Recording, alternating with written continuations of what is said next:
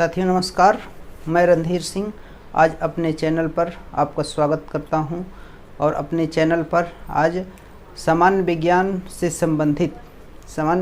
संबंधित कुछ विकृतियां लेकर आए हैं। शरीर से संबंधित कुछ विकृतियां उत्पन्न होती हैं, आसन होते हैं, आसन से संबंधित विकृतियां होती हैं, तो उस पर चर्चा करेंगे। इससे पहले आपसे निवेदन है कि जिन लोगों ने हमारे चैनल को सब्सक्राइब न किया और सब्सक्राइब कर लें, वीडियो को पूरा देखें और वीडियो अच्छा लगे तो अपने मित्रों तक शेयर ज़रूर करें और कमेंट के माध्यम से बताएं कि वीडियो कैसा लगा। तो आइए देखते हैं आसन क्या है। तो आसन और आसन से संबंधित विकृतियां जो होती हैं वो क्या होता है उसको देखते हैं, समझते हैं। और ख़ासकर सामान्य विज्ञान जो प्रतियोगी परीक्षाओं में पूछा जाता है उसके लिए, उसके अलावा आपका शारीरिक शिक्षा टीजीटी पीजीटी का जो एग्ज़ाम होता है विभिन्न राज्यों में और यूपी स्टेट का एलटी ग्रेड वगैरह, उसमें काफ़ी लाभप्रद होगा। तो आसन को इंग्लिश में पोस्टर कहा जाता है। एक तरह से पोस्टर होता है, एक तरह से पोज अवस्था होती है। तो इसमें आसन होते हैं और देखा जाता है कि ये विभिन्न प्रकार की शरीर की अवस्थाएं हैं। तो जो शरीर की सामान्य अवस्थाएं हैं उस अवस्था में अगर व्यक्ति नहीं रहता है तो क्या क्या परिवर्तन होते हैं, कौन कौन सी विकृतियाँ आती हैं, इन सबों को देखा जाना है। तो देखा जाए कि आसन है क्या। तो आसन एक ये है एवरी के अनुसार अगर देखा जाए तो एक अच्छा आसन वह आसन है जिसमें शरीर संतुलित हो ताकि थकान कम हो, यानी शरीर की ऐसी अवस्था जो इसमें शरीर संतुलित हो, बैलेंस हो और थकान क्या हो, कम हो। तो उसको क्या कहते हैं, एक पोस्टर कहते हैं और उचित पोस्टर कहते हैं, गुड पोस्टर कहा जाता है, अच्छा पोस्टर या आसन कहा जाता है। तो ये आसन होता है। अर्थात इसको देखा जाए तो अच्छा आसन शरीर की वह अवस्था है जिसको बनाए रखने में विशेष प्रयत्न नहीं करना होता है। मतलब कोई विशेष प्रयत्न व्यक्ति को नहीं करना पड़ता है और इस अवस्था में थकावट भी नहीं होती। अर्थात एक अच्छा आसन जो है, एक गुड पोस्टर जो शरीर का होना चाहिए, अगर अच्छा है तो क्या होगा, उस अवस्था में रहना जिसमें थकावट कम से कम हो, उसको क्या कहेंगे, गुड पोस्टर कहा जाता है। अर्थात शरीर की वह अवस्था जिसमें शरीर संतुलित रहे, बैलेंस रहे और थकावट कम हो, तो उसे पोस्टर कहा जाता है। अब देखा जाए कि शरीर, जैसे हम खड़े हों, चल रहे हों, कोई वर्क कर रहे हों या कोई भी काम कर रहे हों, पढ़ रहे हों, खड़े हों, सोए हों, लेटे हों, बैठे हों, तो सभी अवस्थाओं में एक किसी न किसी प्रकार की शरीर की अवस्था होती है। तो जब हम खड़े होते हैं, सो रहे होते हैं या चल रहे होते हैं तो एक सामान्य अवस्था होती है।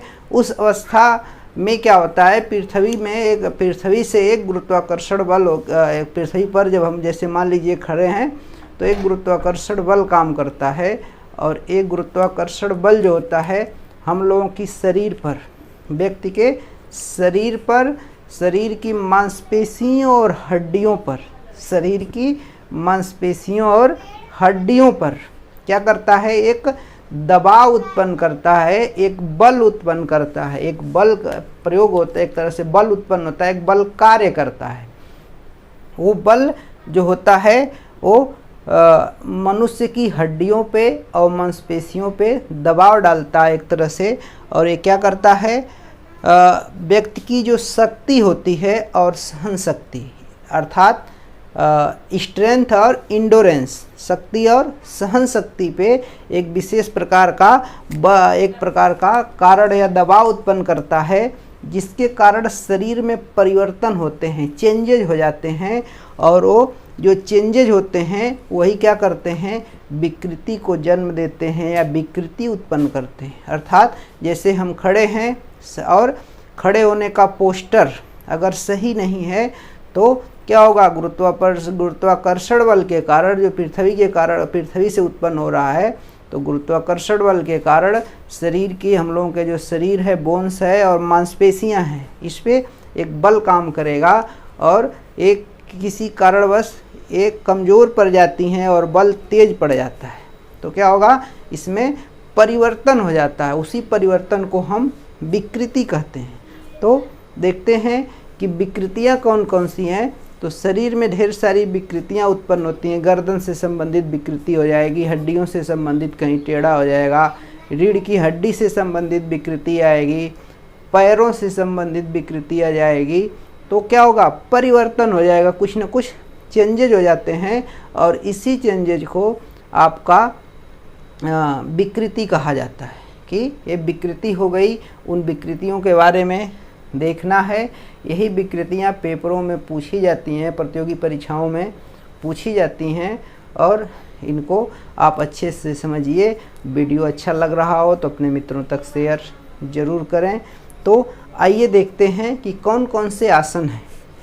अगर देखा जाए उचित आसन में एक है खड़े होने की अवस्था। खड़े होने की अवस्था अर्थात दोनों जो पैर हैं बराबर मतलब समान दूरी पर है, क्या होंगे, पैरेलल, ये खड़े होंगे। दोनों पैरों पे जब हम खड़े होते हैं तो दोनों पैरों पर समान भार पड़ना चाहिए। दोनों शरीर का जो वेट है दोनों पैरों पर समान होना चाहिए, दोनों पैर फैले होने चाहिए, दोनों पैरों पर भार बराबर होना चाहिए। दूसरा क्या होता है, शरीर सीधा होना चाहिए, सीना खींचा होना चाहिए, पेट अंदर होना चाहिए, नज़र सामने होनी चाहिए। एक खड़े होने का आसन या पोस्टर है, एक मतलब एक विकृति विहीन, एक तरह से कहा जाए विकृति विहीन या व्यक्ति जो होगा जिसके अंदर कोई विकृति न हो, खड़ा होगा तो ऐसे दिखना चाहिए, गर्दन सीधी और नज़र सामने हो।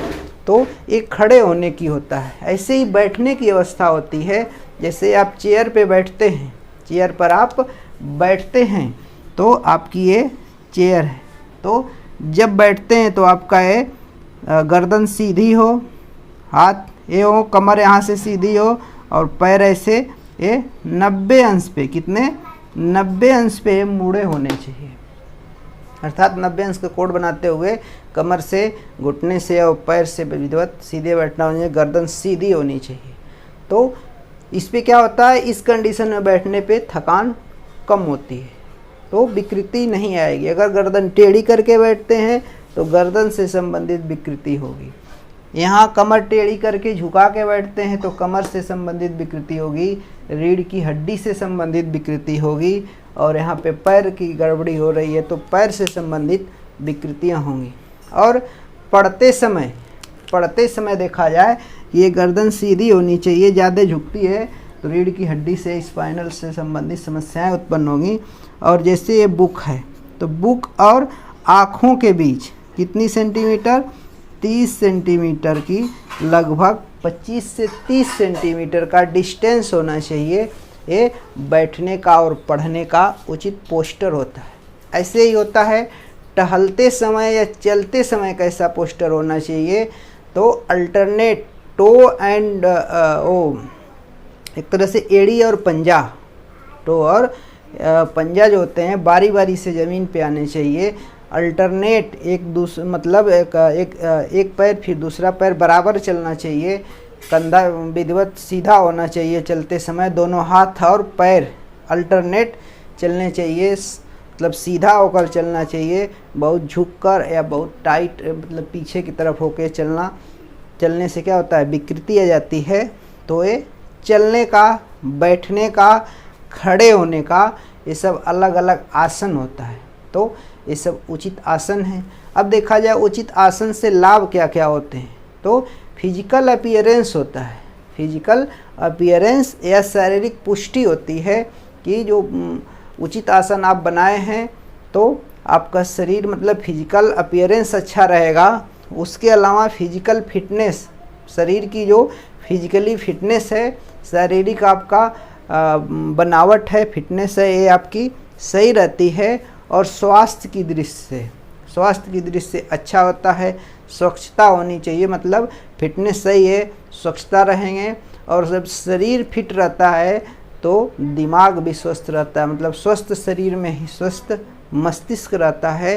अर्थात एक अच्छा आसन या पोस्टर वाला व्यक्ति, फिजिकल फिटनेस वाले व्यक्ति का दिमाग भी संतुलित रहता है, बैलेंस रहता है, सामवेगिक रूप से संतुलित रहता है। ऐसे ही देखा जाए तो वाक्पटु, जब फिजिकल फिटनेस अच्छी होती है तो वाक्पटुता आती है, अच्छे मतलब बोलचाल और व्यवहार में भी सुधार होता है। मतलब जो भी बोलेगा विधिवत कॉन्फिडेंस से बोलेगा तो बोलचाल बातचीत का भी प्रभाव सामने वाले व्यक्ति के ऊपर पड़ता है। तो फिजिकल मतलब शरीर का एक तरह से व्यक्तित्व जो है वो अच्छा होना चाहिए, बोलना। उसके अलावा देखा जाए तो आत्मबल, जब सब कुछ सही रहता है तो अंदर से अपने आप को व्यक्ति शक्तिशाली समझता है और परिपक्व समझता है, तो जो भी काम करता है मतलब उसका परफॉर्मेंस जो होता है वो अच्छा हो जाता है। तो ये पोस्टर के लाभ हो गए और पोस्टर संबंधित हो गए, और मतलब शरीर संतुलित अवस्था में होना, थकान कम होना, अगर इस तरह से रहता है थकान कम होगी। अब देखा जाए कि अगर ऐसा नहीं हो पाता है, ऐसा नहीं हो पाता है तो क्या परिवर्तन होता है, उन परिवर्तनों को देखते हैं। आइए मित्रों, अब देखते हैं कि आसन से संबंधित जो विकृतियां उत्पन्न हो रही हैं वो विकृतियां कौन कौन सी हैं। तो रीढ़ की हड्डी से संबंधित कुछ विकृतियां उत्पन्न हो जाती हैं गलत आसन की वजह से, या अच्छा पोस्टर अगर नहीं है तो जो विकृति हो रही है, हमने बताया कि गुरुत्वाकर्षण बल काम कर रहा है, और ये गुरुत्वाकर्षण बल आपके मांसपेशियों पे और हड्डियों पे एक दबाव उत्पन्न कर रहा है। और चूँकि हर व्यक्ति की अलग अलग व्यक्तियों की अलग अलग शक्ति और सहन शक्ति होती है, अर्थात स्ट्रेंथ और इंडोरेंस अलग अलग होता है, तब जब ये मतलब एक तरह से प्रभावित होता है, परिवर्तन हो जाता है इसमें, और परिवर्तन के फलस्वरूप विकृति उत्पन्न हो रही है। और ये विकृति जो है कैसी है, रीढ़ की हड्डी से संबंधित है, अर्थात एक इसमें विकृति जो होगी उसको कायफोसिस कहा जाता है। क्या कहा जाता है, कायफोसिस एक विकृति है। अब इसी को पेपरों में प्रतियोगी परीक्षाओं में पूछा जाता है कि कायफोसिस किससे संबंधित है, और 4 विकल्प बना दिया जाता है।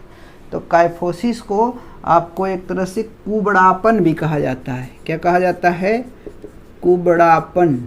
कुबड़ एक तरह का है, ये क्या है, कुबड़ होता है। ये पीठ से संबंधित है, अर्थात ये बैकबोन जो आपकी होती है, रीढ़ की हड्डी जो होती है, ऐसे ये गर्दन आपकी हो गई, ये आपका सिर हो गया, सिर हो गया, और ये रीढ़ की हड्डी है। ऐसे क्या होता है, पीठ ये यहाँ पर ये पीठ है, ये पीछे की तरफ ये उभार आ जाता है, ये रीढ़ की हड्डी ये है, और इसमें क्या होता है कि पीछे की तरफ ये उभार आ जाता है, पीठ पर उभार हो जाता है। इसी को कुबड़ापन या कायफोसिस कहा जाता है। तो पीछे की तरफ, अर्थात व्यक्ति का ये पैर है तो ये रीढ़ की हड्डी का ये पोजीशन आना चाहिए रियल में, लेकिन कहाँ पे है, ये पीछे की तरफ, पीठ का अर्थात देखा जाए यहाँ पर पीछे की तरफ कुबड़ापन आ जाता है, इसको कायफोसिस नाम दिया जाता है। तो ये पीठ का कुब्जता है, इसे कायफोसिस कहा जाता है, और यही कायफोसिस प्रतियोगी परीक्षाओं में पूछा जाता है। तो पीठ पे एक तरह से पीठ की तरफ हड्डियां ऐसे झुक जाती हैं, टेढ़ी हो जाती हैं, पीठ उभार आ जाता है, इसे कायफोसिस या पीठ का कुबड़ापन या कुबड़ कहा जाता है। कहाँ से है, ये बैकबोन जो है आपका रीढ़ की हड्डियों से संबंधित है, पीठ की तरफ उभार आ जाता है, शरीर से आगे की तरफ लचक जाता है, तो ये कायफोसिस होता है। तो कायफोसिस अगर देखा जाए तो गलत आसन की वजह से ही होता है, ज़्यादा देर तक गर्दन को झुका के पड़ने से भी होता है, जन्मजात भी हो सकता है। दूसरा, आपकी मांसपेशियों का अच्छी तरह से विकास नहीं है, हड्डियां डेवलप नहीं हैं, आपके शरीर में कैल्शियम की, फास्फोरस की, विटामिन डी की, मिनरल्स की कमी है, इसके कारण भी हो सकता है। और सबसे ज़्यादा इसका प्रभाव लड़कियों में देखा जाता है, लड़कियों में शर्मीलापन पाया जाता है, शर्मीलापन के कारण लड़कियां इससे ज़्यादा प्रभावित होती हैं।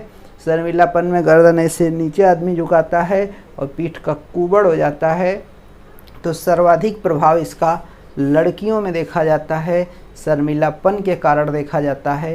ये खासकर टीजीटी शारीरिक शिक्षा में प्रश्न बनता है, और प्रतियोगी परीक्षाओं में जो सामान्य विज्ञान से संबंधित प्रश्न पूछे जाते हैं उनमें इनको पूछा जाता है। तो कायफोसिस। दूसरा इसमें एक विकृति है लॉर्डोसिस, लॉर्डोसिस है, ये लॉर्डोसिस है, तो ये विकृति है। ये जो होती है इसको अग्र कुब्जता कहा जाता है, इसमें क्या होता है, इसे अग्रकुब्जता भी कहा जाता है, इसे अग्रकुब्जता कहा जाता है।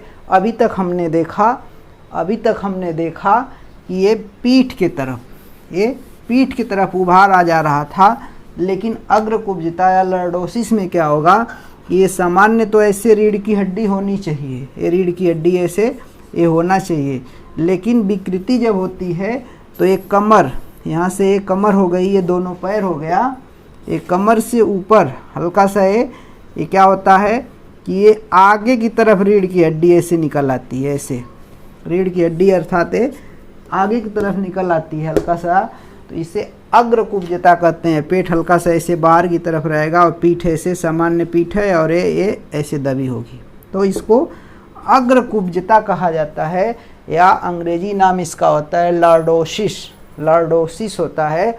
ये अग्रकुब्जता के नाम से जाना जाता है। ये भी सेम गलत पोस्टर के कारण है, गलत आसन के कारण है, अच्छी एक तरह से खराब लाइफ स्टाइल जो होती है, अच्छी जीवन शैली आपकी नहीं है, सूर्य का प्रकाश नहीं है, आप अंधेरे जगह पे रहते हैं, रोशनी नहीं मिलती है, विटामिन डी की कमी हो जाती है, फास्फोरस की कमी, कैल्शियम की कमी, और शरीर कुपोषित होने के कारण ये विकृतियाँ उत्पन्न होती हैं। तो यही सब कारण पूछा जाता है कि किसके कारण से विकृति होती है। विटामिन डी की कमी, सूर्य के प्रकाश की कमी, और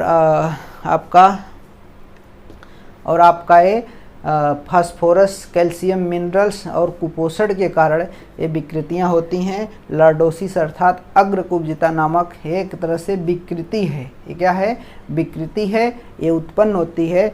तो आपका कायफोसिस का हो गया पीठ का कुबड़ापन, लॉर्डोसिस हो गया अग्रकुब्जता, यानी ये रीढ़ की हड्डी पेट के पोर्शन पे आगे की तरफ दब जाती है, देखिए दबी हुई है, तो लॉर्डोसिस हो गया।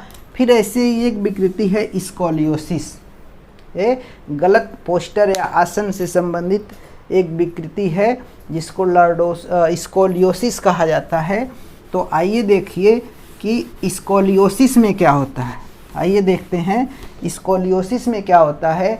स्कोलियोसिस में सेम इन्हीं सब के तत्वों के कारण, जैसे सूर्य का प्रकाश है, सूर्य का प्रकाश नहीं मिलेगा तो शरीर में विटामिन डी का संश्लेषण नहीं होगा, अर्थात देखा जाए कार्ड लीवर ऑयल से भी इसकी पूर्ति की जाती है। कार्ड लीवर ऑयल का अगर देखा जाए तो इसमें प्रयोग किया जाता है कार्ड लीवर ऑयल, और विटामिन डी, फास्फोरस, मैग्नीशियम और मिनरल्स, और न्यूट्रिशन देखा जाए व्यक्ति कुपोषित हो जाता है तो होता है। ठीक है, अब देखा जाए कि एक और बीमारी होती है रीढ़ की हड्डी संबंधित। ऐसे जो रीढ़ की हड्डी होती है ये सी शेप में हो जाती है। किस शेप में, सी शेप, अर्थात सी आकार।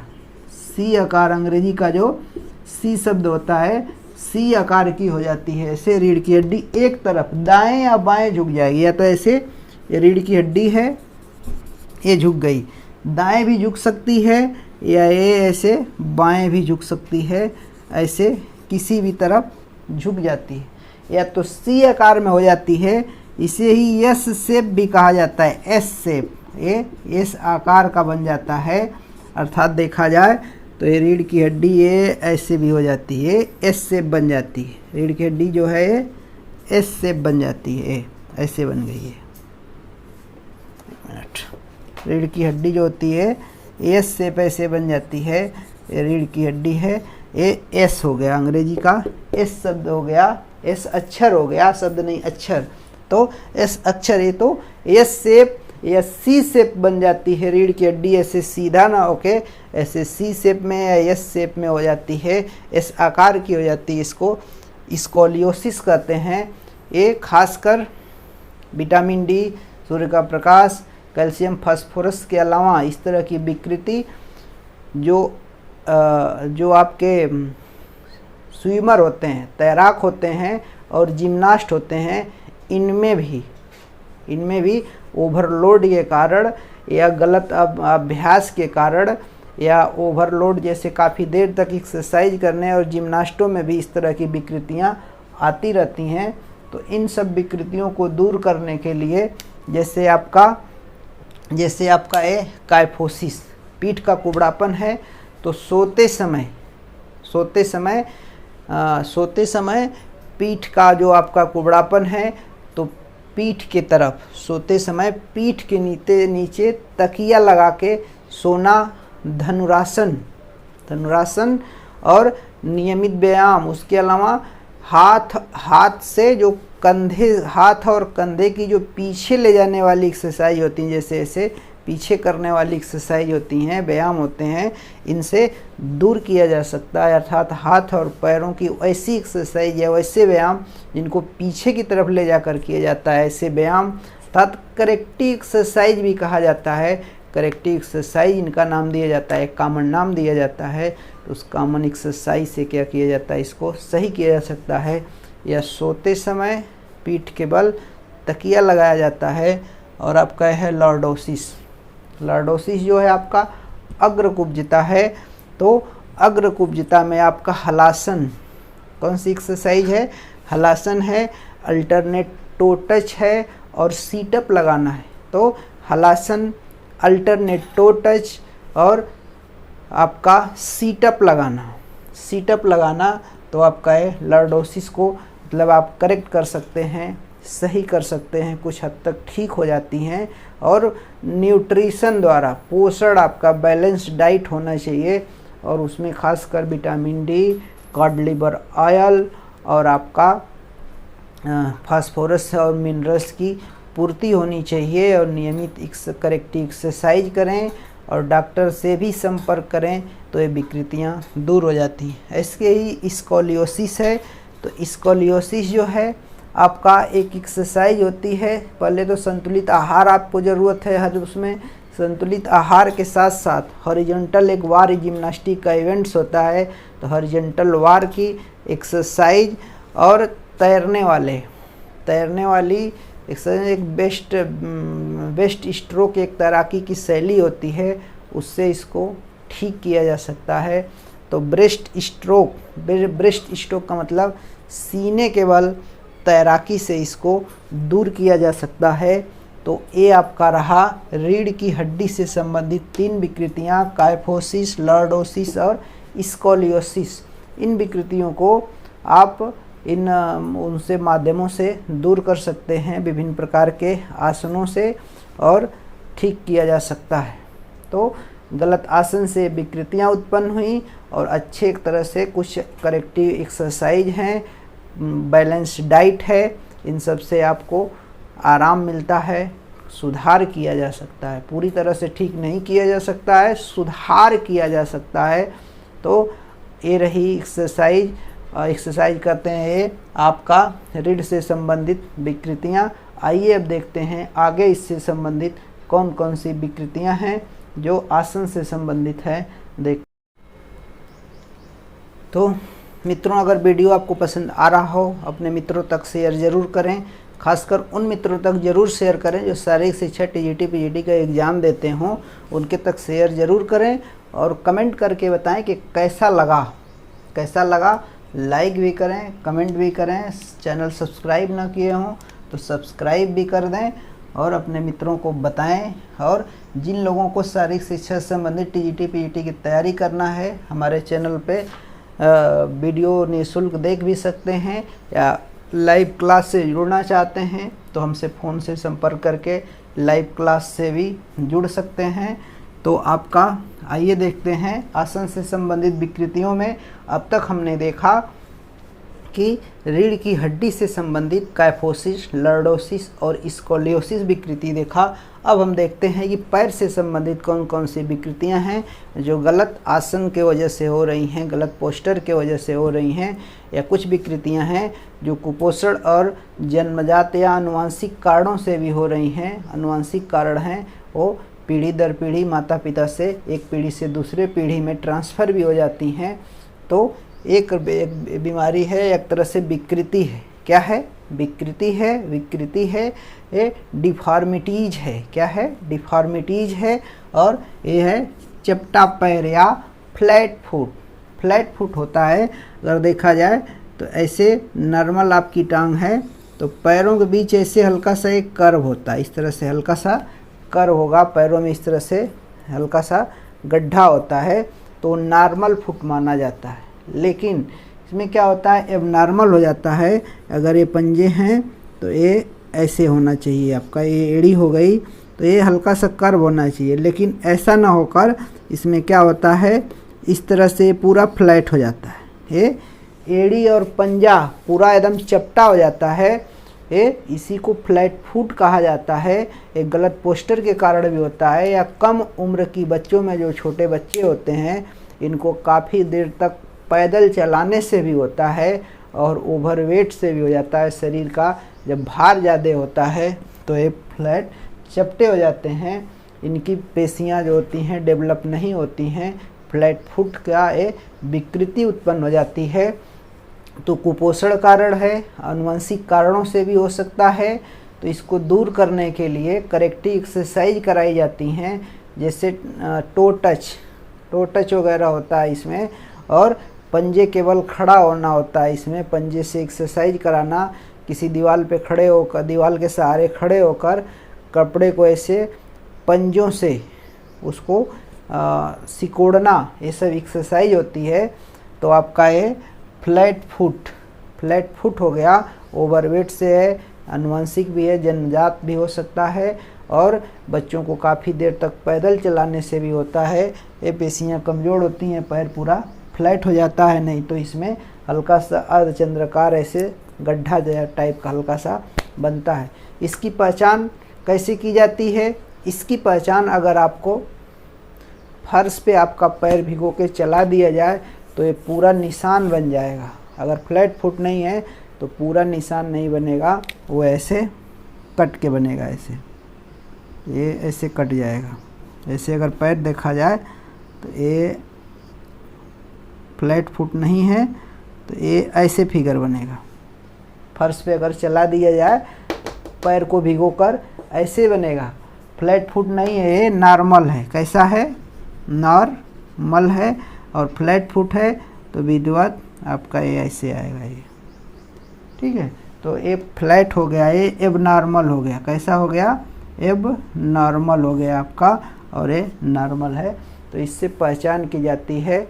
और वैसे देखेंगे ज़्यादा देर तक ऐसे इसके जो विकृति जिनके मतलब पैरों में होती है, ज़्यादा देर तक खड़े नहीं रह सकते हैं, अच्छे स्पोर्ट्समैन नहीं बन सकते हैं, और फोर्स वगैरह में इनको छाट दिया जाता है, इसलिए कि ये ज़्यादा देर तक खेल कूद से संबंधित या फिजिकल एक्टिविटीज़ जो होती हैं उनको करने में ये अक्षम होते हैं। इनमें थकान जल्दी आ जाती है। तो विकृतियाँ वो थकान के कारण, हमने बताया गुड पोस्टर, अच्छा पोस्टर जो था उसके कारण थकान नहीं जल्दी हो रही थी, इससे थकान हो पा रही थी। अर्थात हैवी वर्क वाले जो होंगे ये सब काम लोग नहीं कर पाते। फिर आपका है घुटनों का टकराना। घुटनों का टकराना, इसको नाम दिया जाता है नॉक नी। क्या नाम दिया जाता है? नॉक नी नाम दिया जाता है। कि नॉक नी होता है जो, इसमें घुटनों का टकराने से मतलब आपका होता है कि जो घुटने होते हैं, जो पैरों के घुटने होते हैं, नॉर्मल देखा जाए तो दोनों के बीच ऐसे ये समान इस तरह से दूरी होनी चाहिए। अब नॉक नी में क्या होता है? ये ओवरवेट के कारण भी होता है, आनुवंशिक भी होता है, और कम उम्र में बच्चों को ज़्यादा देर तक चलाने से भी हो जाता है। उसके अलावा कैल्शियम मिनरल की कमी के कारण भी होता है, फास्फोरस की कमी, हड्डियां डेवलप नहीं हो पाई, और आपका सूर्य का प्रकाश नहीं मिल रहा है, विटामिन डी की कमी है। तो ऐसे नॉर्मल ना होके ये पैर जो होते हैं आपके इस तरह से, बच्चों के खासकर ये होते हैं, बच्चों में शुरू से विकृति हो जाती है शुरू में। तो इस तरह से पैर के जो घुटने होते हैं ऐसे, ये आपस में टकराने लगते हैं। यह दूरी बहुत कम बचती है, तो इसको नॉक नी कहा जाता है। और ऐसे लोग फोर्स में नहीं लिए जाते हैं, ये परेड नहीं कर पाएंगे, पीटी परेड नहीं कर पाएंगे, फोर्स से इनको वापस कर दिया जाता है। इसके लिए घुड़सवारी एक अच्छा करेक्टिव एक्सरसाइज में आता है। हमने बताया कि सुधारात्मक व्यायाम या करेक्टिव एक्सरसाइज से इसको सही किया जा सकता है, डॉक्टर का संपर्क से सही किया जाता है। डॉक्टर इसके लिए दवाइयाँ वगैरह देंगे। करेक्टिव एक्सरसाइज फिजियोथेरेपिस्ट से आप मिल सकते हैं। घुड़सवारी का प्रयोग कर सकते हैं। सोते समय पैरों के बीच पीलो या तकिया का प्रयोग, सोते समय दोनों घुटनों के बीच पीलो या तकिया का प्रयोग करेंगे तो ये विकृति दूर हो जाती है। कैल्शियम मिनरल्स, आयल, विटामिन जो हैं उनको देना है। कार्डिवरायल वगैरह भी इसमें आता है। और आपका सूर्य का प्रकाश बहुत ज़रूरी है। सूर्य का प्रकाश की उपस्थिति में, अनुपस्थिति में अगर देखा जाए तो विटामिन डी का संश्लेषण शरीर में नहीं हो पाता है। शरीर पे जब सूर्य का प्रकाश पड़ता है तो संश्लेषित होता है, सिंथेसाइज होता है विटामिन डी। तो आपका ये हो गया नॉक नी। कौन सा हो गया? नॉक नी हो गया, घुटनों का टकराना हो गया। ऐसे ही एक और विकृति है जिसको कहा जाता है धनुषाकार टांगे। धनुषाकार टांगे या बो लेग, ये भी होता है, क्योंकि कोई ज़रूरी नहीं है कि बच्चों में ही हो, ये बुजुर्गों में भी होता है। खासकर उस अवस्था में होगा जब शरीर आपका कुपोषित हो जाएगा, मिनरल्स की, विटामिन्स की कमी हो जाएगी और विटामिन डी की कमी हो जाएगी।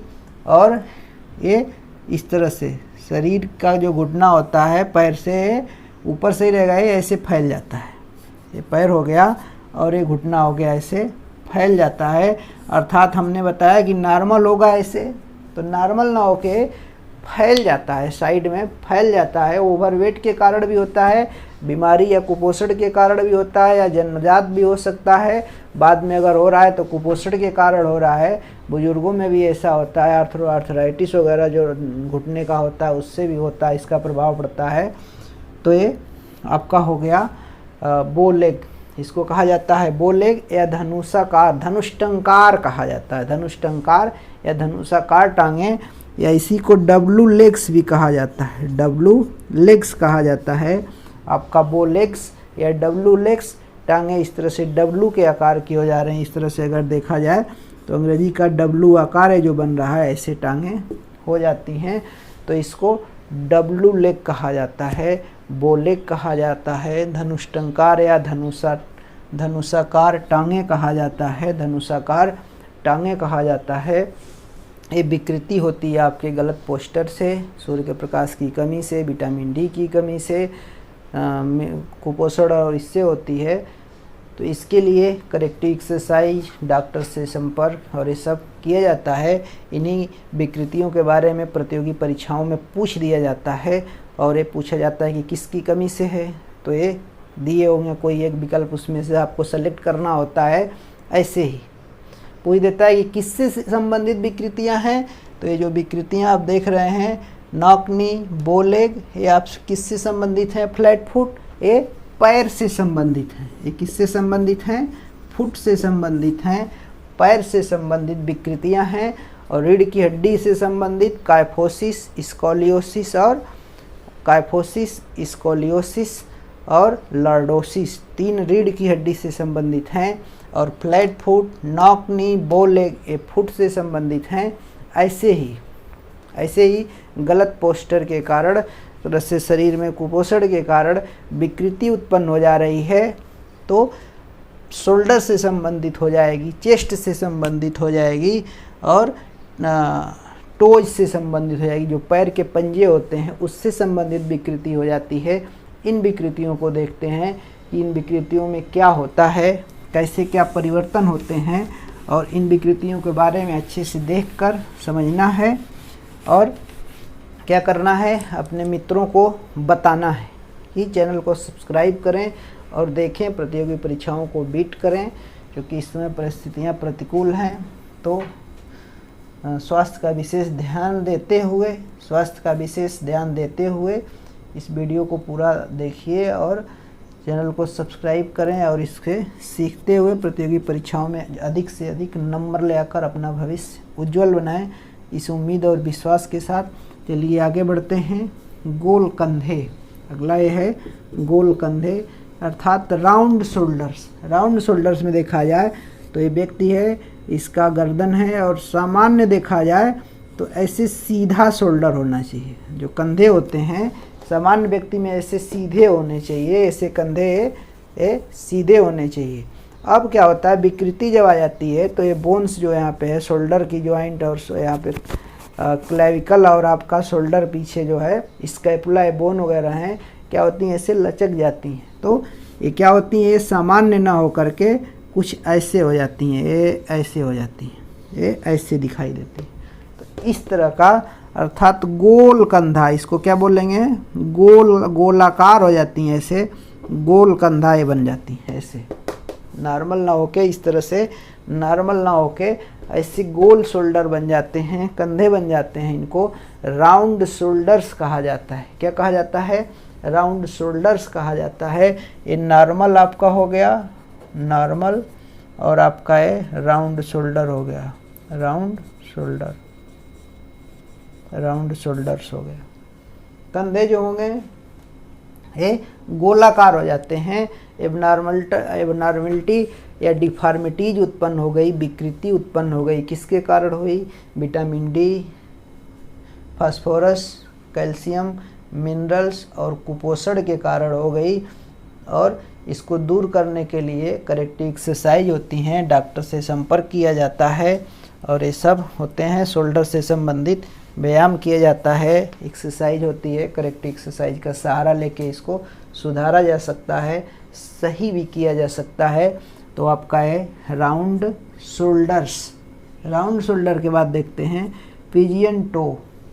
टोज जो होते हैं, पंजे, तो ये बच्चों में खासकर ओवरवेट और जन्मजात भी होता है। इस तरह से पैर अगर देखा जाए, पैर को अगर देखा जाए तो नॉर्मल पैर ऐसे होना चाहिए। ये पैर जो होते हैं नॉर्मल ऐसे। तो इसमें क्या होता है, ऊपर से पैर है ठीक। अब इसमें क्या होता है कि ये पंजे ऐसे हो जाते हैं, ऐसे कबूतर के जैसे, कबूतर के जैसे ऐसे इसके पंजे हो जाते हैं, ऐसे ऐसे। तो जो होते हैं ऐसे आए और ये ऐसे हो जाते हैं,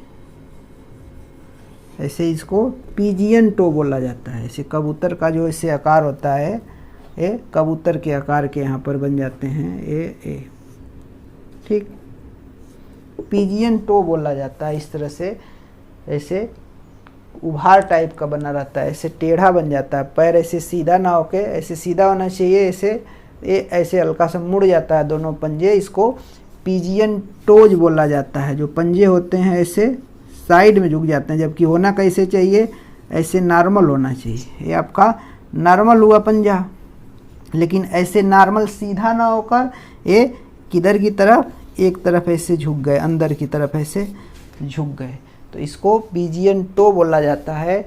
ऐसे ही एक पिजियन चेस्ट होता है। पिजियन चेस्ट में क्या होता है कि चेस्ट आपका नॉर्मल ऐसे होना चाहिए, लेकिन इसमें क्या होता है, अब नॉर्मलिटी आ जाती है।